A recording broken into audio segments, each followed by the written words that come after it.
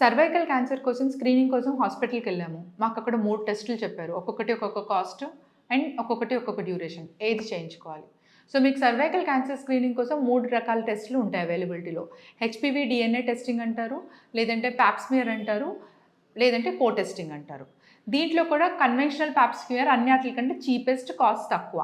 దీన్ని liquid based cytology అని అంటాము. లిక్విడ్ బేస్డ్ సైటాలజీ ఏంటంటే ఒకవేళ మీకు ప్యాప్స్మియర్లో ఏమన్నా మాకు డౌట్ ఉంది అనుకోండి, ఆ డౌట్ ఉంటే రిఫ్లెక్స్ టెస్టింగ్ అంటే హెచ్పివి డిఎన్ఏ టెస్టింగ్ కూడా అదే శాంపుల్లోంచి తీసేసుకుంటాం. మళ్ళీ మిమ్మల్ని పిలిచి మళ్ళీ శాంపుల్ తీయాల్సిన అవసరం ఉండదు.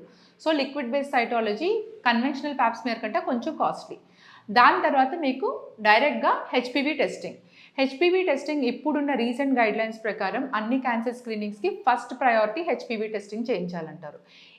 So preferably HPV testing option ఉంది. కాస్ట్ ఎఫోర్డబుల్ అయితే హెచ్పివి టెస్టింగ్, లేదు ఎఫోర్డబుల్ కాదంటే లిక్విడ్ బేస్డ్ సైటాలజీ, లేదు ఇంకా తక్కువ ఆప్షన్ కావాలంటే ప్యాప్స్మియర్.